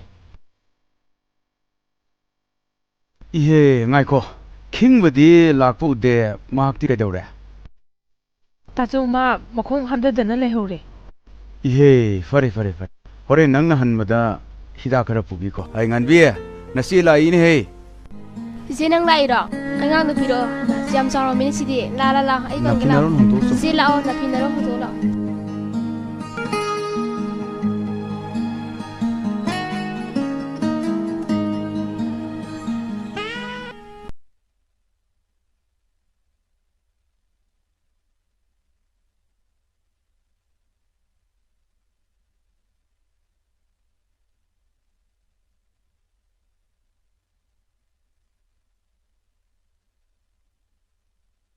ai ngan thôi wari khar sa lao lao ꯑꯧ ꯇꯥꯆꯧ ꯂꯥꯛꯑꯒꯦ ꯉꯥꯟꯕꯤ ꯑꯉꯥꯡꯁꯦ ꯑꯝꯇ ꯄꯥꯏꯔꯝꯃꯨꯁꯦ lao fom ꯉꯥꯟꯕꯤ ꯑꯆꯥꯄꯣꯠꯇꯣ ꯇꯥꯆꯧꯒꯤ ꯈꯔ ꯄꯨꯊꯣꯔꯛꯑꯣ ꯑꯧ ꯆꯤꯆꯦ ꯇꯥꯆꯧ ꯑꯆꯥꯄꯣꯠ ꯁꯤꯗ ꯂꯩꯔꯦ kadai ꯑꯉꯥꯡꯗꯣ ꯁꯦꯟꯅꯔꯝꯃꯨꯀꯣ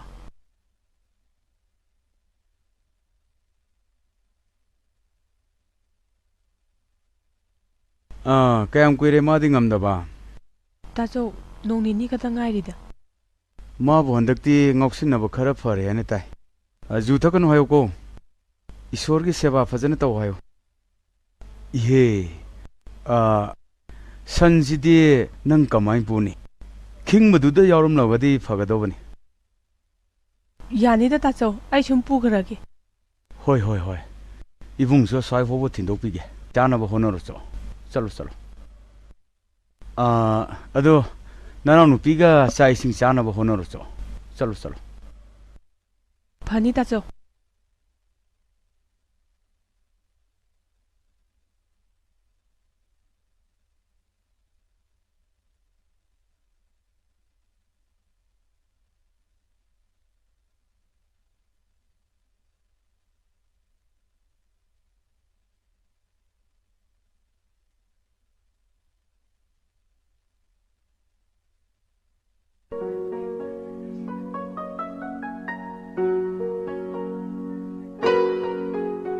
तौरैजे यौने मसक्सिगा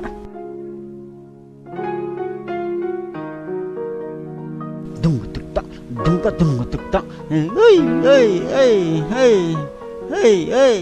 뭐지 또 꼬도 검절은지 킹바 하죠 낭구 미기 짝통주 저김 너들어 야니다 좀 싹두디에 somne kamai torum doriba 뭐가 좀 보여도 제로는 하는 분 살락 사람아니 히라 마사 가지 눅시드나 갈락너히 마사네네 히쿠 투메 복셀레드나 나이코니 능고 रेडियोदा खबरदा कइदा लाउरिबा युमथोंग गुदिंग या अंगांग अनिदगी हेनबिनु कायना लाउरिदुबु नंगु तादरबनि नंगबो आइसु खंगिना बचाउ आइगिदि जौसंगी सिबाय खंगाव आरांगबगा नमै सुबसामगा लाइबियु तंजासिदा बचाउ आइगिदि लैदि अचौबगा खंगाव पुरि फजबगा लाइबियु इसा सिंगी लोइना लैनि नंगिसु लैनि नंगिसु लैदुनि लोइना लैदुनि बाचौना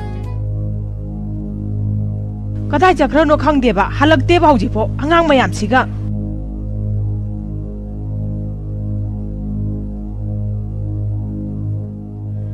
मम्मा यक्षक क्या वालिगे यक्षंग लो yang wali lai tu patho मी गिदि मपन मरुन मैम ले रे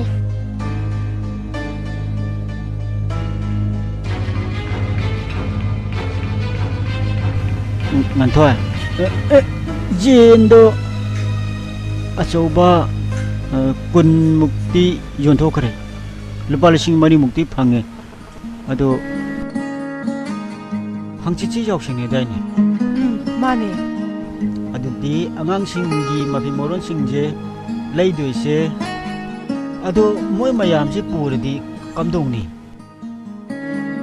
यारदि मोय अनिसि खक्ता हाना पुररजेबो ए पुलपुदेदि कैनो अमा मुक्जा के हाइनी अमा मुक्जा के हाइनी कशु यारो याबुदि यारोय अदो कमाइना मोय मयामसे कमाइना पुदोइनो फर हायेंग येंगस अदो मानथोय अखोनिकी अंगांसिबु तयानो यामंदना खंगद्रबा खंगरोय ꯈꯪꯗꯦꯗ ꯇꯧꯔꯤꯁꯦ ꯂꯩꯀꯥꯏ ꯀꯣꯏꯔꯤꯉꯩꯗ ꯅꯆꯥꯒ ꯑꯃꯨꯛ ꯈꯪꯗ꯭ꯔ ꯃꯥꯜꯂꯦꯅꯦ ꯀꯔ ꯅꯪꯅ ꯆꯠꯇꯣꯏꯅ ꯌꯦꯡꯒꯦ ꯑꯣ ꯌꯦꯡꯍꯧꯔꯣ ꯃꯨꯟꯅ ꯌꯦꯡꯍꯧꯔꯣ ꯕꯕꯥ ꯃꯃꯥꯅ ꯐꯨꯔꯤꯕ ꯐꯨꯕꯤꯅꯨꯅꯦ ꯀꯔ ꯅꯪꯅ ꯆꯠ ꯌꯦꯡꯒꯦ ꯑꯣ 그래 나머지 나 걸로 낭디 얘기 오 가오로 이베마 어두디 아베 낭 로라바 가다 얘기 유유 따종디 토키바니 그러니 아코이 바바디 할라크라바 할락드리 싹디 뭐 그냥 통게 예응으로 짱아가 강니 예비루로 Masidi I love you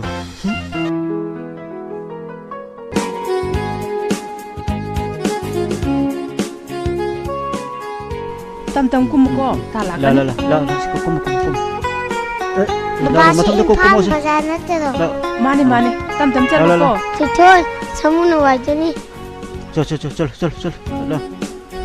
라오네 마심 어둠리 호이 뚱다 라이바 마시마 미마 망지다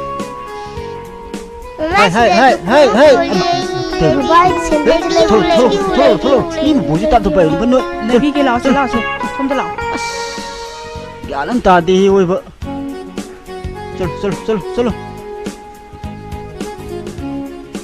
아마 마시 누이보 떠오르니 누이보 미 망나 마치 미기니 마시 내기 나 모자를 방에 모자를 레비우 저 망절로 맞는 거 오니 넘버 또 아시던 거야 미 조리지 와 나면 오늘 그래 또 장기 농하고 안가는 밤도 포싱 갔다 시려주 요래 짱그래 나또 너무 빨리 또 꼰게 아마 너무 레디 꼰게 아마 야를 나 이거 하요 좋아 Vai de silebi aja silebi de awaaz na ispam lagi Tamo ba ko na lagi ai sari ai sabi मैं साबी lebi ओए मछली तेरी मत